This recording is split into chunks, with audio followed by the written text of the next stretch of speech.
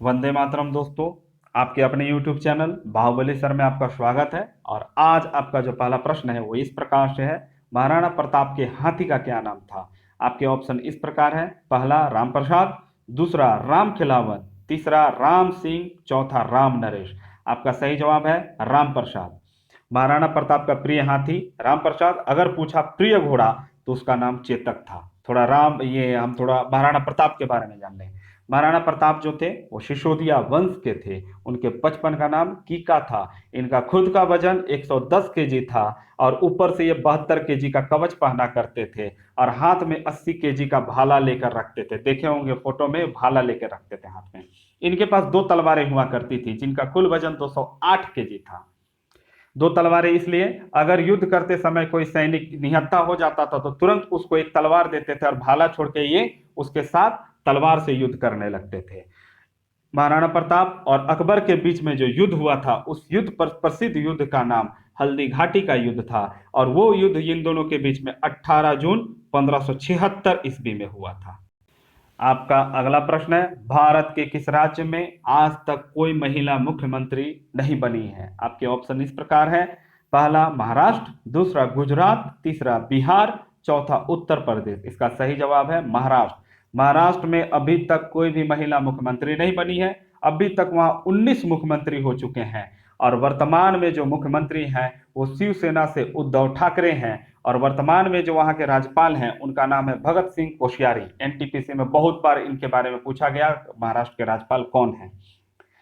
Seat के मामले में देखेंगे तो महाराष्ट्र में 288 सीट है और भारत में सीटों के मामले में, विधानसभा सीटों के मामले में तीसरा स्थान है। पहला स्थान उत्तर प्रदेश का है जिसके पास 403 सीट है। दूसरा स्थान पश्चिम बंगाल का है जो फिलहाल में अभी वहां चुनाव भी हुआ, वहां पर 295 सीट मौजूद है।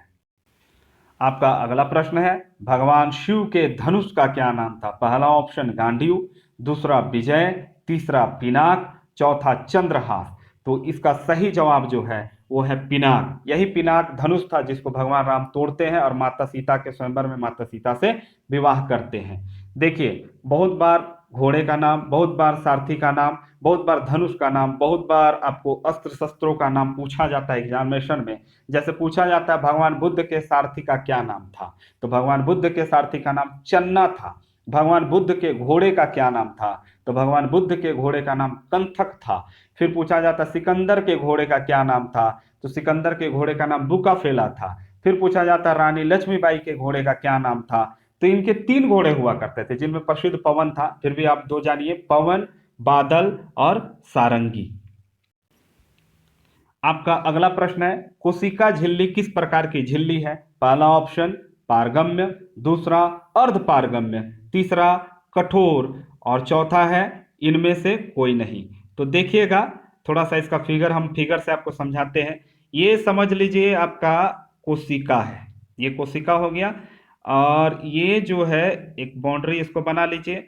ये जो लाइन देख रहे हैं ना, ये आपका कोशिका झिल्ली का लाइन समझ लीजिए। कोशिका झिल्ली पूरा का पूरा कोशिका और बाहर से कोशिका झिल्ली अर्ध पारगम्य, आधा को पार होने देता आधा को नहीं, बस यही समझ लीजिए। अब इसके बारे में थोड़ा सा जानिए। जितने भी विटामिन आएंगे सबको वो अंदर करेगा, जितने आपको कार्बोहाइड्रेट आएंगे सबको अंदर करेगा, जितने भी प्रोटीन्स आएंगे अंदर करेगा, अच्छे अच्छे जो भी अच्छा चीज आएगा उसको अंदर करेगा। अगर कोई वायरस एंट्री मारा उसको लात मार के, धक्का मार के, जूता मार के बाहर फेंक देगा। यही घटना हुआ कोरोना के साथ। कोरोना के साथ क्या हुआ तो इसको समझिएगा। कोरोना जो है इसको धोखा दिया और अंदर घुस गया, और अंदर घुसने के बाद ये कोशिका को इफेक्ट कर देता है और यही हो जाता है आदमी को कोरोना। इसी के चलते लोग परेशान हैं, बहुत सारे लोगों को इसके कारण गुजरना भी पड़ गया। आपका अगला प्रश्न है, रक्त का शुद्धिकरण कौन करता है। ऑप्शन है किडनी, फेफड़ा, आंत, अमाशय। तो इसका जो सही जवाब है वो है किडनी। किडनी जो होता है वो रक्त का शुद्धिकरण करता है। किडनी का जो पढ़ाई होता है उसको हम लोग कहते हैं नेफ्रोलॉजी, उसको हम लोग कहते हैं नेफ्रोलॉजी। और जो डॉक्टर इसकी पढ़ाई करते हैं उसको हम लोग कहते हैं नेफ्रोलॉजिस्ट। और किडनी की जो इकाई होती है उसको नेफ्रॉन कहा जाता है। क्या कहा जाता है? नेफ्रॉन। किडनी में बहुत बार आप सुनते होंगे कि स्टोन हो गया, पथरी हो गया, ऐसा बहुत सारा बात, बहुत बार आप सुनते होंगे पथरी, स्टोन। तो देखिए, पथरी स्टोन तो बोलचाल की भाषा है, लेकिन एग्जामिनेशन में आएगा जो किडनी में जो स्टोन बनता है या पथरी बनता है वो क्या है, तो उसका नाम है कैल्शियम ऑक्जेलेट। क्या नाम है? Calcium oxalate. आप टमाटर खाए होंगे, टमाटर में जो एसिड होता है, अम्ल होता है, वो आप पढ़े होंगे ऑक्जेलिक अम्ल होता है। तो टमाटर के बीज में ये खास करके अम्ल होता है, और यही अम्ल जब किडनी के आसपास में फटकता है तो कभी कभार इसके कारण ही आपको किडनी स्टोन होने की संभावना हो जाती है। आपका जो प्रश्न है, अगला प्रश्न है, वो इस प्रकार से, उस हाथी का नाम बताएं जिसको पाने के लिए शेरशाह सूरी ने झारखंड पर हमला किया था। आपका पहला ऑप्शन है श्याम प्रसाद, दूसरा ऑप्शन है श्याम सुंदर, तीसरा ऑप्शन है श्याम सिंह, और चौथा ऑप्शन है श्याम शर्मा। देखिए, हाथी के बारे में हम लोग काफी ज्यादा आज कुछ पढ़ लिए, तो ये लास्ट क्वेश्चन है हाथी के लिए। उस हाथी का नाम बताएं जिसको पाने के लिए शेरशाह सूरी ने झारखंड पर हमला किया था। तो उस हाथी का नाम था श्याम सुंदर। थोड़ा सा इसका कहानी जान लीजिए। जब यहाँ पर झारखंड में महारथ चेरो नाम के चेरो राजा हुआ करते थे, उनके पास ये श्याम सुंदर था। श्याम सुंदर जो था सफेद कलर का हाथी था।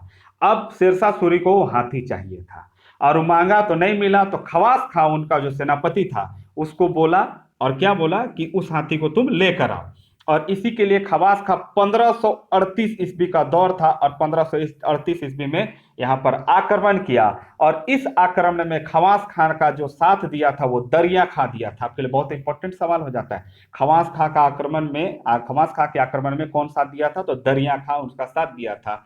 और जैसे ही आक्रमण किया, हाथी ले गया, और इसी के साथ झारखंड में मुस्लिमों का प्रवेश जो था, प्रवेश का मार्ग जो था वो प्रशस्त हुआ। इस प्रकार से आज के प्रश्न समाप्त हुए। वीडियो को लाइक, शेयर, सब्सक्राइब करना ना भूले। आप सब्सक्राइब करेंगे तो मेरी बात आप तक पहुंच जाएगी, और आपकी बात मेरे तक पहुंच जाएगी कमेंट के माध्यम से। धन्यवाद।